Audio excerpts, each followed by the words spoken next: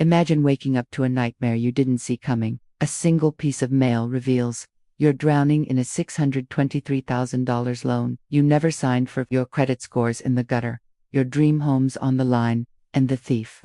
It's not some faceless crook, it's your own brother, the one you grew up idolizing, the one your parents always put on a pedestal. I'm Emily Harper, and this is my story of betrayal, a brutal fight for justice, and a courtroom verdict so shocking it left my family and an entire courtroom speechless. Buckle up for a tale of lies, family secrets, and a battle that tested everything I thought I knew about love, loyalty, and fighting for what's right. I'm Emily Harper, 32, living in Roswell, Georgia, a sleepy suburb north of Atlanta where the streets are lined with oak trees and kids still play pickup basketball in driveways. My life was the kind of middle-class stability most people chase: a marketing manager job at a tech firm, a paid-off two-bedroom ranch house with white shutters and a tidy lawn, and a Honda CR-V that never let me down. I wasn't rolling in money, but I was proud of what I'd built. My 401k was growing, my credit score was a pristine 780, and I had a small herb garden out back, basil, rosemary, thyme that I tended like a nervous parent. I'd skipped vacations, said no to impulse buys, and worked overtime to own my home outright at 29. A milestone that felt like my own personal Super Bowl. My family was the anchor of my world. My parents, Tom and Linda Harper, lived an hour away, in Marietta, in the split-level house where I grew up, with its creaky floors and faded yellow kitchen. Dad, a retired high school math teacher, spent his days in the garage, building intricate model train sets that filled the room with the hum of tiny engines. Mom, a part-time librarian, had a knack for recommending the perfect book and a smile that could melt anyone's defenses. They were the kind of parents who never missed a school event, who framed my mediocre art projects, who taught me that hard work and honesty were non-negotiable. Then there was my older brother, Jake, 35, the family's golden boy. Jake was the guy who could charm a snake out of its skin, tall, broad-shouldered, with a quarterback's build and a grin that made you believe anything he said. In high school, he'd been the star athlete, the prom king, the kid everyone said was destined for greatness, but greatness never came. Jake's life was a string of half-baked dreams: a craft brewery that folded after a year, a food truck that never left the drawing board, a tech startup that burned through $200,000 of investors' money in 6 months. Each failure came with a new excuse: bad timing, shady partners, a market that wasn't ready. Yet Mom and Dad never wavered.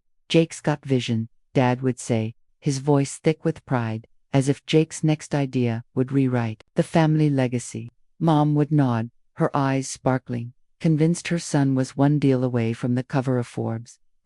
I was the reliable one, the steady shadow to Jake's spotlight. I went to college, got a marketing degree, landed a stable job, and never asked for a handout. I didn't mind the label, at least, not much. I loved my family, quirks and all. We'd gather for Sunday dinners at Mom and Dad's, crowding around their oak dining table for Mom's pot roast, Dad's corny jokes, and Jake's latest pitch for some game-changing venture.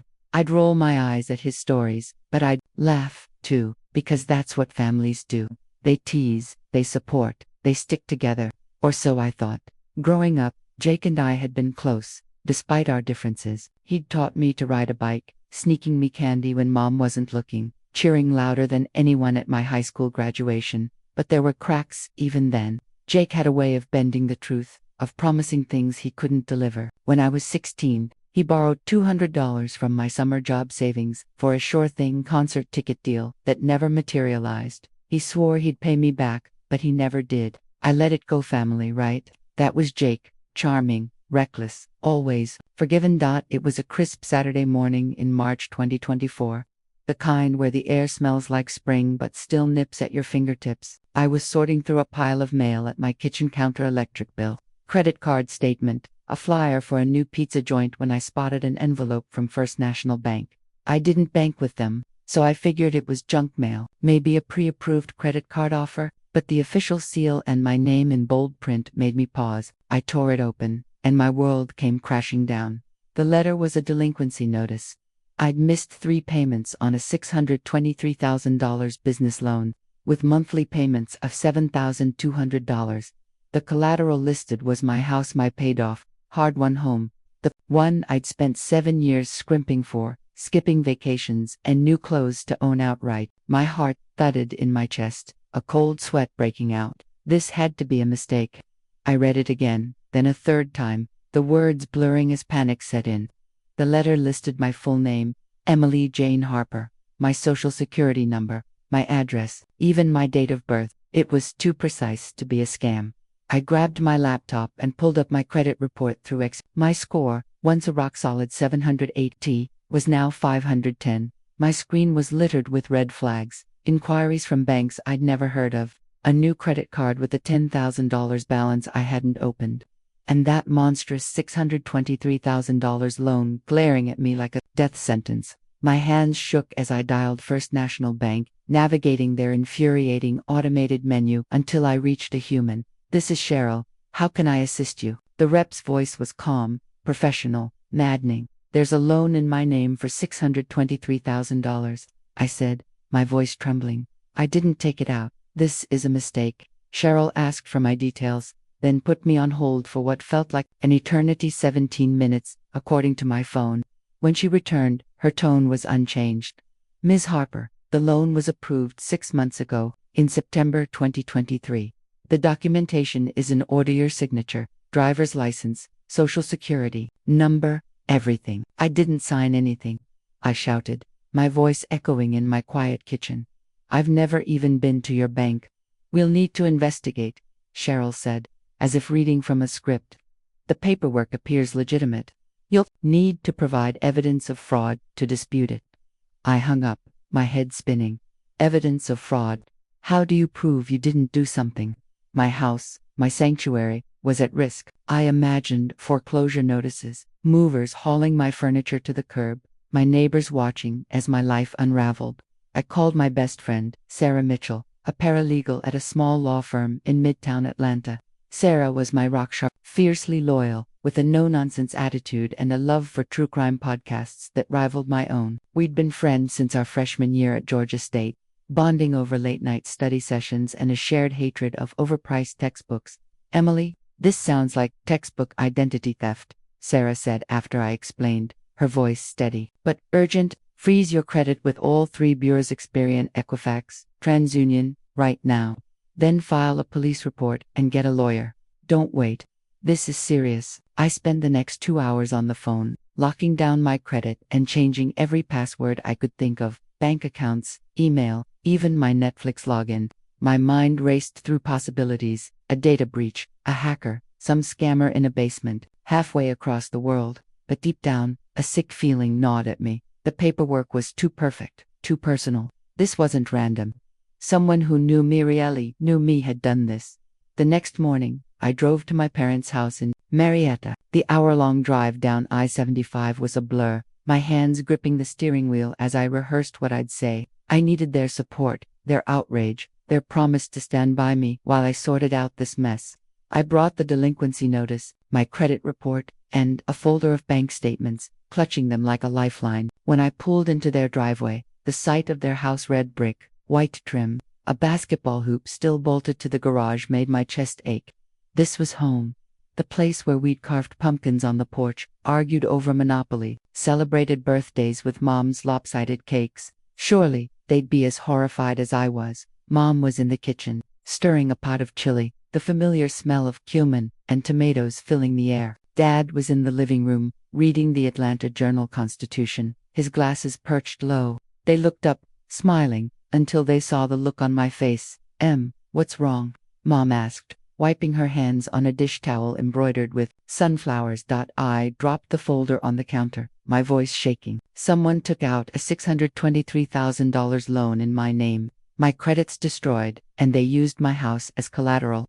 I'm losing everything." Mom's face went pale, her hands freezing midair. Dad put down his paper, his jaw tight. They exchanged a glance, and in that moment, I knew. They weren't shocked. They weren't confused. They knew something. My stomach twisted into knots. "Emily, sit down," Mom said, her voice barely above a whisper. She gestured to the dining table, the same one where we'd shared countless meals, where Jake had once spilled grape juice and blamed me. I sat, my hands clenched. "What's going on?" Dad cleared his throat, avoiding my eyes. It's about Jake. The room seemed to shrink, the air growing thick. Mom started crying, soft, hiccuping sobs that echoed in the silence. Dad explained in a low, reluctant voice. 6 months ago, Jake had come to them, desperate. His latest venture, a real estate flipping business, was on the brink of collapse. He'd found a can't-miss property in Buckhead, a fixer-upper mansion he swore would triple his investment. He'd spun a tale of imminent success, of finally proving himself after years of setbacks. But with his credit score in the gutter, thanks to his string of failed businesses, no bank would touch him, so he'd turned to me.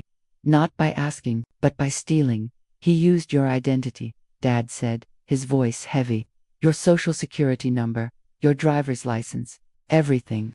He forged your signature on the loan documents. He said it was temporary, that he'd pay it back before you noticed. Before I noticed. I stood, my chair scraping the floor, my voice rising to a shout. He stole $623,000 in my name. He put my house on the line. How could you let this happen? Mom reached for my hand, but I yanked it away, my heart pounding. He's your brother, Emily, she said, tears streaming down her face. He promised he'd make it right. We thought he'd pull through this time. You thought. I laughed, a bitter, hollow sound that didn't feel like mine. You knew for 6 months and didn't tell me.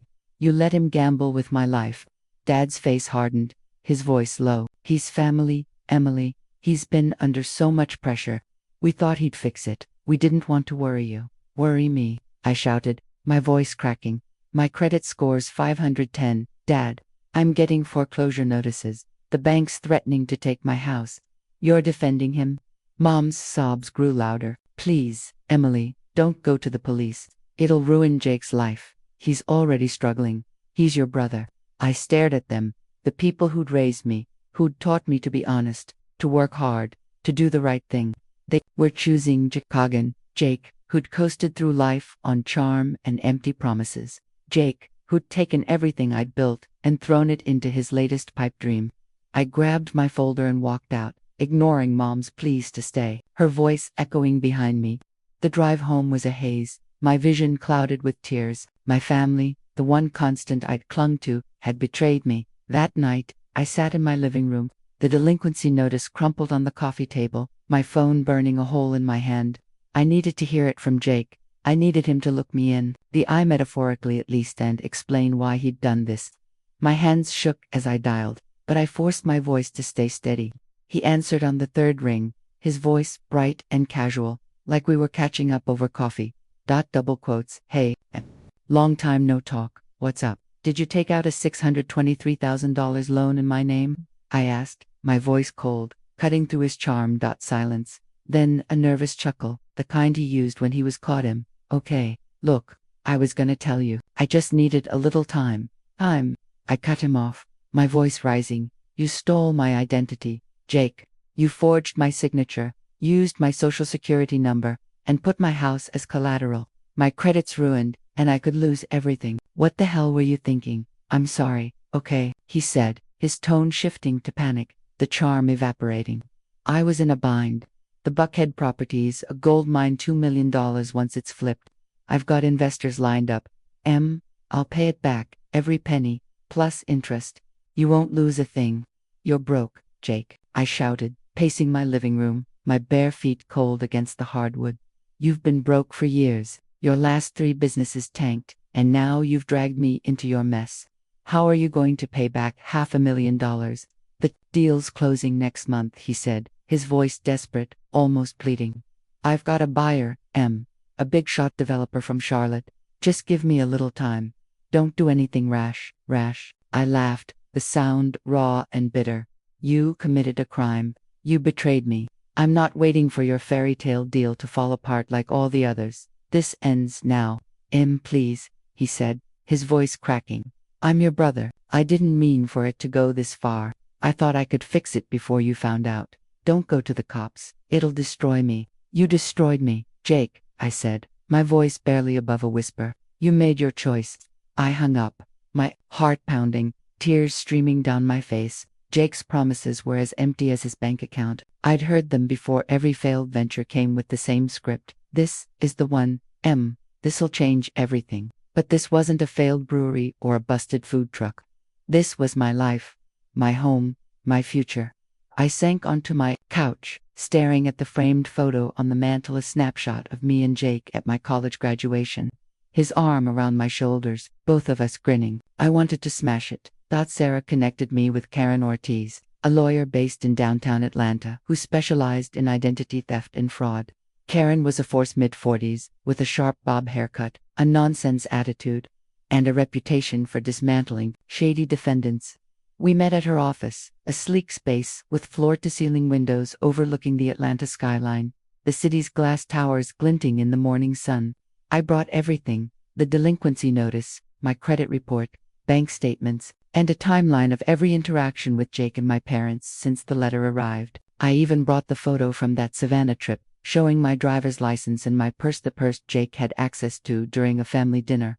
Karen flipped through the documents, her pen tapping the desk rhythmically. "This is textbook froth," she said, her voice calm but authoritative. "Your brother committed a federal crime: identity theft, forgery, wire fraud, the works. We'll sue him civilly for damages and cooperate with law enforcement for criminal charges.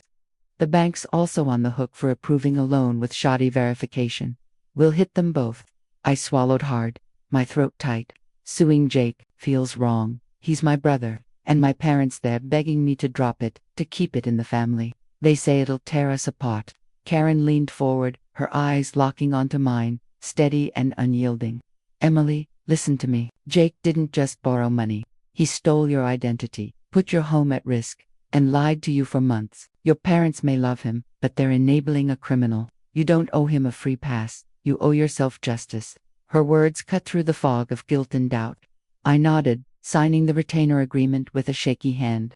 Karen moved, after she filed a police report on my behalf, and within 48 hours, detectives were at Jake's midtown apartment, a trendy loft he could barely afford. He admitted to forging my signature, but claimed it was a misunderstanding, that I'd agreed to help his business during a vague family conversation. The detectives weren't impressed, and neither was I. They opened a criminal investigation, and Karen warned me Jake could face up to 7 years in prison if convicted. The civil lawsuit was next. Karen filed against Jake for fraud, identity theft, and intentional infliction of emotional distress, seeking $1.2 million in damages, enough to cover the loan, legal fees, and the emotional toll of his betrayal. She also named First National Bank as a co-defendant, arguing their negligence in verifying the loan made them liable. To build the case, I spent weeks gathering evidence: tax returns, pay stubs, utility bills, anything to prove I hadn't authorized the loan. Karen's team hired a private investigator, Maria Delgado, to dig into Jake's finances. Maria's report was damning. Jake's real estate business was a house of cards, with no buyers, no investors, and a trail of unpaid contractors. The Buckhead property, a dilapidated 1920s mansion, was condemned by the city for code violations. Its windows boarded up, its value nowhere near Jake's $2 million fantasy. The family fallout was immediate and brutal. Mom called every day, her voicemails a mix of tears and guilt trips. "Emily, you're tearing this family apart," she said in one, her voice breaking. "Jake's sorry. Can't you forgive him? We'll figure out a way to fix this." Dad sent long, rambling texts about family loyalty and second chances, quoting Bible verses and stories of his own mistakes as a young man. My cousins, aunts, and uncles piled on, flooding my inbox with accusations. My cousin Lisa, who'd always been jealous of my stability, texted, "You're being heartless, Emily. Jake's trying to make something of himself. Why can't you support him?" My Uncle Ray, Dad's brother, called to lecture me about airing family business in public. Even my grandmother, who'd always been my biggest cheerleader, sent a handwritten letter in her shaky cursive. "Blood is thicker than water. Emily, think about what you're doing to this family." I felt like I was drowning in their judgment. Every night I lay awake, second-guessing myself. Was I being too harsh? Should I give Jake another chance, like I had so many times before? I thought of the $200 he'd borrowed at 16, the $5,000 I'd lent him for his food truck 3 years ago, the countless times I'd covered his share of dinner or gas because he was short. But then I'd open my laptop, see the foreclosure notice that arrived after I missed another payment, or read the bank's latest threat to seize my house, and my resolve hardened. This wasn't just about money. It was about trust, and Jake had shattered mine. My parents' silence, their complicity cut even deeper. The months leading up to the trial were a grind. Karen's team worked tirelessly, deposing bank employees, analyzing loan documents, and preparing me for testimony. I took a leave of absence from work. My boss, Claire, was sympathetic but warned I'd need to return soon, or risk my position. My savings dwindled as I paid for legal fees, credit monitoring services, and Maria's investigation. I stopped answering my parents' calls, letting their voicemails pile up, each one a fresh stab of guilt. I skipped Thanksgiving at their house, unable to face their pleading eyes or Jake's fake apologies. Instead, I spent the day with Sarah, who'd become my lifeline. We cooked a small turkey, drank cheap Merlot, and binged true crime documentaries, laughing at how my life could be an episode. "You're stronger than you think," Sarah said, clinking her glass against mine. "You're not the villain here, no matter what your family says."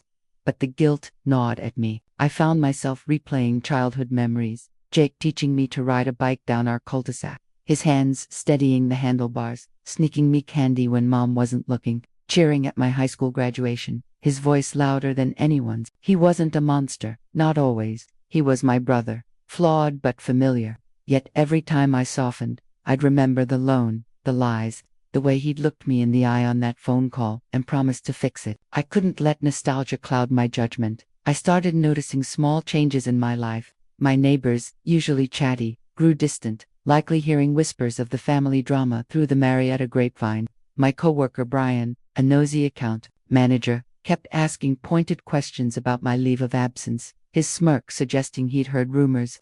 Even my mailbox felt like a minefield. Every new letter could be another bill, another threat from the bank. I installed a security camera at my front door, not for burglars, but for peace of mind. I didn't trust Jake not to show up, pleading or scheming. The trial began on January 6, 2025, in a Fulton County courtroom, a gray stone building that loomed over downtown Atlanta like a stern judge. The gallery was packed, reporters sniffing out a juicy family drama, curious locals, and my parents, sitting stiffly in the back row, their faces unreadable. Jake had hired a high-priced attorney, Richard Baxter, who dripped charisma and wore suits that probably cost more than my car. Karen warned me Baxter would play dirty, painting me as complicit to muddy the waters. "He'll try to make you look like you agreed to the loan," she said. "Stay calm, stick to the facts, and don't let him rattle you." Baxter's opening statement was a masterclass in manipulation. He argued I'd implicitly consented to the loan by supporting Jake's businesses in the past. He brought up the $5,000 loan I'd given Jake 3 years ago for his food truck. Loan he never repaid as evidence of my trust in his ventures. He even suggested I'd known about the Buckhead property and encouraged Jake to use my credit, citing vague family conversations at Sunday dinners. It was a flimsy argument, but I saw a few jurors nod, their faces skeptical, and my stomach churned. Karen's opening was razor-sharp, cutting through Baxter's theatrics. She laid out the facts: Jake's history of failed businesses, his forged documents, my ruined credit, and the bank's negligence. She painted me as a victim of betrayal, a hard-working woman, blindsided by her own family. "Emily Harper trusted her brother," Karen said, her voice steady and commanding. "He repaid that trust with lies, putting her home and future at risk. This isn't a misunderstanding. It's a crime." Jake took the stand first, and I braced myself, dressed in a navy suit, his hair neatly combed. He looked like the all-American boy next door. He spun a sob story about his dreams of building a real estate empire to make the family proud. He claimed he'd told me about the loan during a family dinner in August 2023, that I'd agreed to help but asked for no paperwork because it was a family matter. His voice cracked as he looked at me, tears in his eyes. "I never meant to hurt you, Em. I thought you believed in me." I wanted to scream. His performance was Oscar-worthy, and I saw tears in Mom's eyes in the gallery. Baxter leaned into the narrative, painting Jake as a struggling entrepreneur who'd made a mistake out of desperation. He even suggested I was exaggerating the damage, pointing out I still had my job and hadn't lost my house yet. It was a low blow, and I saw a juror, a middle-aged man with a skeptical frown, scribbled something in his notebook. When it was my turn, I felt every eye in the room on me. Karen had coached me to stay calm, to stick to the facts, but my hands trembled as I took the oath. I told the jury everything. The shock of the letter, the panic of seeing my credit score plummet from 780 to 510, the terror of foreclosure notices piling up in my mailbox.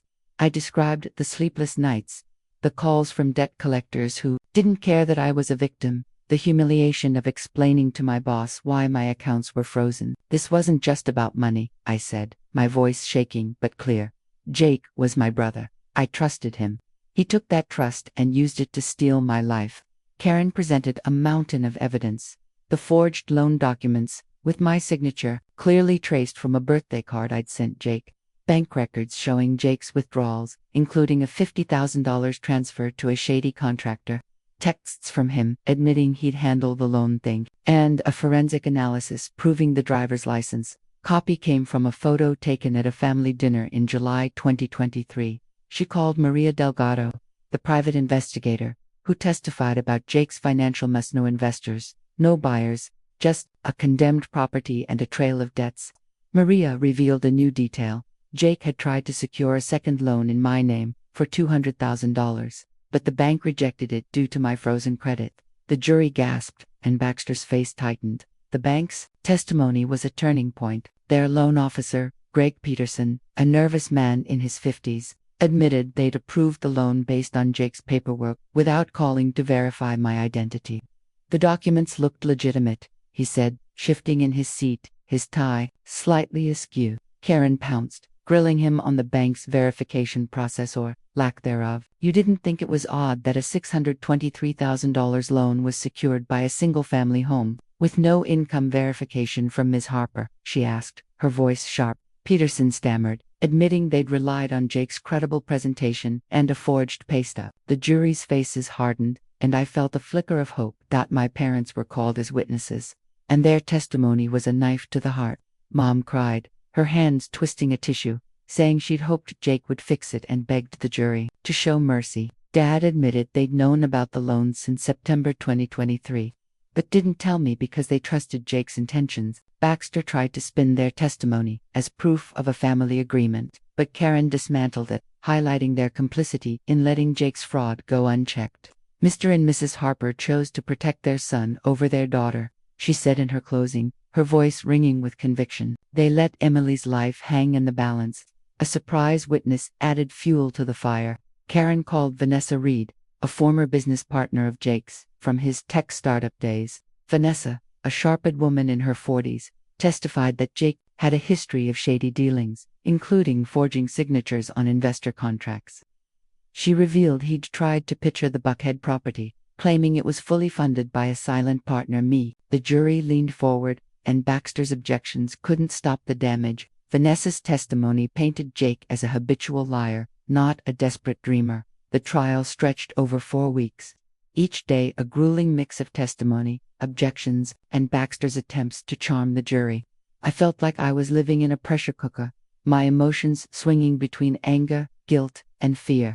Every night, I'd collapse on Sarah's couch, replaying the day's events, wondering if the jury would see through Jake's act. Sarah kept me grounded, bringing takeout from our favorite Thai place and reminding me I was fighting for myself, not against my family. On January 30, 2025, we gathered for the verdict. The courtroom was silent, the air thick with tension. Karen squeezed my hand under the table, whispering, "You did everything you could. Hold your head high." My parents sat in the back, their faces drawn, Mom clutching a rosary. Jake stared at the floor, his usual confidence gone, his hands fidgeting. The foreman, a middle-aged woman with a steady voice, stood. "We find the defendant, Jacob Harper, liable for fraud, identity theft, and intentional infliction of emotional distress. We award the plaintiff, Emily Harper, $900,000 in compensatory and punitive damages." The courtroom erupted in gasps and murmurs. Jake's head dropped, his shoulders shaking as if he'd been punched. Mom let out a wail, and Dad wrapped his arm around her, his face ashen. The judge added that Jake would face separate criminal charges for identity theft, with a potential 7-year sentence. Karen had also negotiated a side deal with the bank. They agreed to rescind the loan entirely, remove it from my credit report, and pay $50,000 toward my legal fees in exchange for dropping them from the suit. But there was a twist. The jury, moved by Vanessa's testimony and the bank's negligence, also recommended a secondary audit of First National Bank's lending practices, a rare move that sent ripples through the courtroom.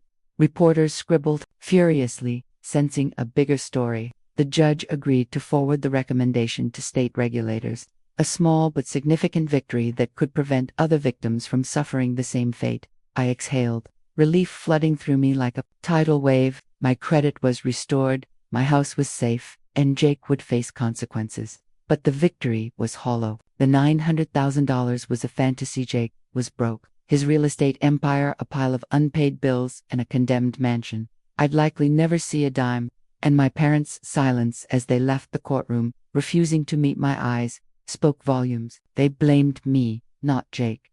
The weeks after the trial were a blur of relief and reckoning. My parents cut contact entirely. Their last message, a curt text from Dad: "You made your choice. We need time."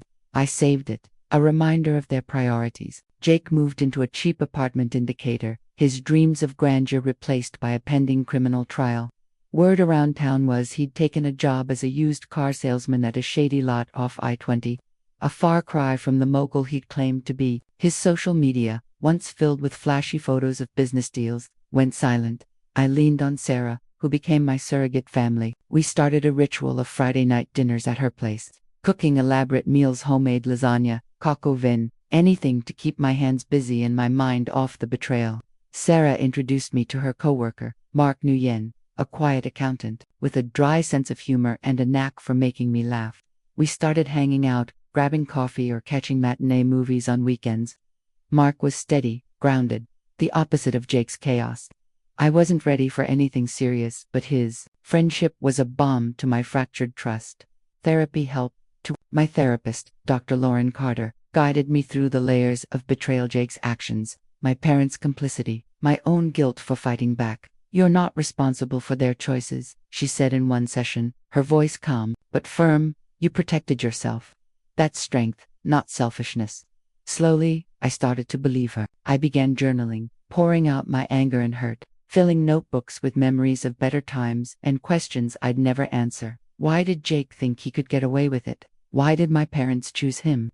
My credit score began to recover, climbing to 650 within months. I refinanced my mortgage to cover legal fees, a bitter but necessary step. Work was another challenge. My leave of absence had strained things with my boss, Claire, who'd heard whispers of the trial through Brian's gossip.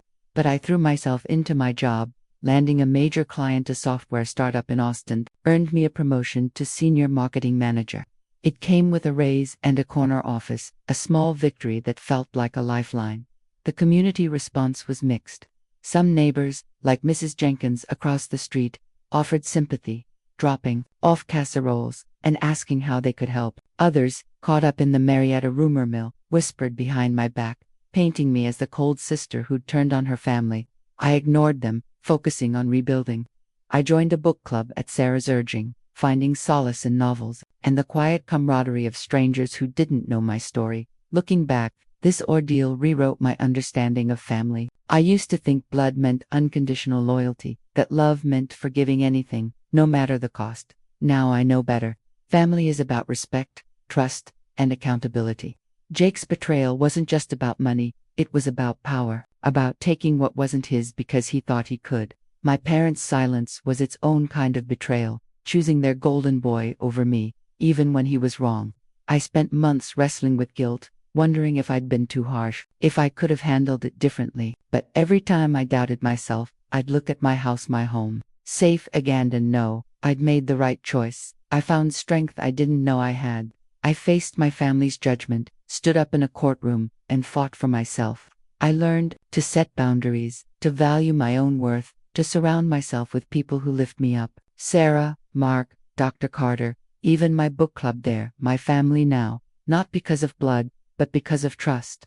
I'm not the same Emily I was a year ago. I'm tougher, wiser, maybe a little guarded, but I'm also free. I'm sharing this story because I know I'm not alone. Maybe you've been betrayed by someone you loved, or fought a battle no one else understood. Maybe you've stood up to injustice, even when it cost you everything. I want to hear your stories. Drop them in the comments below, whether it's about family drama, financial fights, or reclaiming your life. Subscribe for more real-life stories that hit hard and remind us we're stronger than we think. Let's keep this conversation going, because justice isn't just a verdict, it's a choice to fight for what's right, no matter who stands in your way.